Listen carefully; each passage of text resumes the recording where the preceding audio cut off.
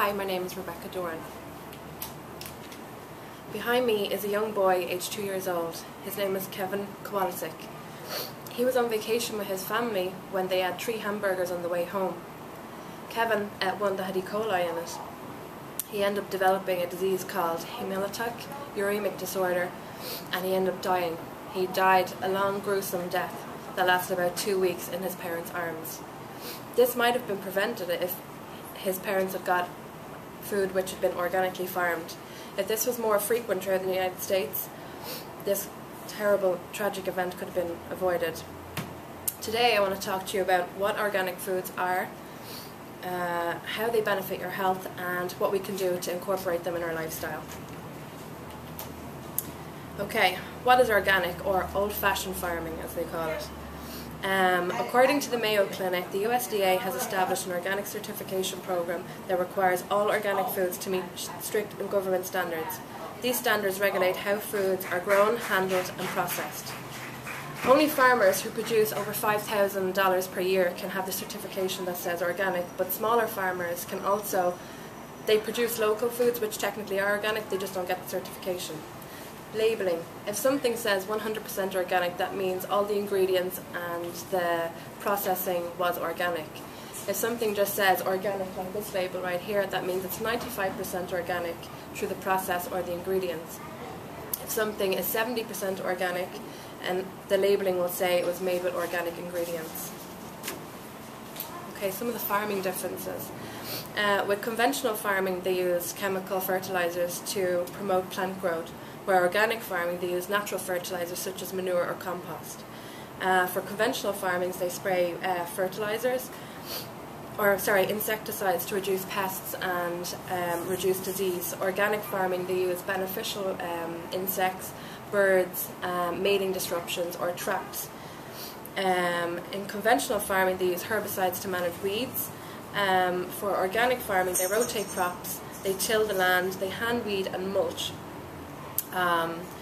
For conventional farming, they give the animals antibiotics, growth hormones, medications to prevent disease and spur growth.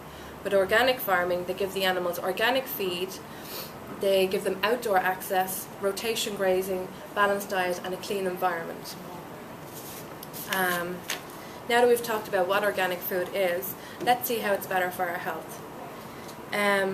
After hearing Kevin's story, you can see that children are the main spur to get parents going on consuming organic foods or buying organic for their family. According to Diane Wilson, children have a higher exposure to many environmental contaminants because they drink more water, eat more food and breathe more air per unit basis when compared with adults. Children also metabolize, detoxify and excrete environmental agents different than adults. According to the EPA.gov, preservatives such as benzoic acid have been linked to asthma and ADHD. Pesticides are toxic to children's underdeveloped organs and is also cancer-causing or carcinogenic. This is also linked to deficiencies in vitamin absorption. Other problems that are linked to conventional farming or foods are hormonal problems, heart disease, obesity and type 2 diabetes. If we look at the next slide, we can see that allergies, this slide is from the National Child Health Survey, you can see that children, young children are more prevalent to get allergies or develop allergies through consuming conventional foods. Okay.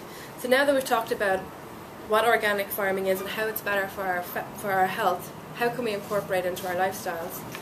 I know that most of us here are students and have not yet started families, but it's never too early to start getting a healthier lifestyle by eating organic. This can guarantee some sort of health insurance, and it just gives you a better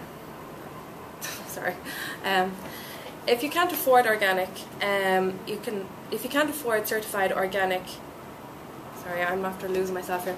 If you can't afford certified organic, a great alternative is local produce at your local farmers market. It's from smaller farmers who just they don't sell enough to get the organic certification. Supermarkets such as Whole Foods or Fairways, they have generic brands which are also organic and cheaper. Websites such as organiccoupons.com, they have coupons for reduced costs in organic produce in most of those big chains. I'm after moving on. In conclusion, we have heard the story about Kevin and how if he consumed an organic hamburger, this terrible tragedy might not have happened. Yes, organic is more expensive, but paying a little more now can guarantee maybe safer food, less illness, support for small farmers, and maybe farming can go back to the way it used to be. Thank you. Thank you. It was 5.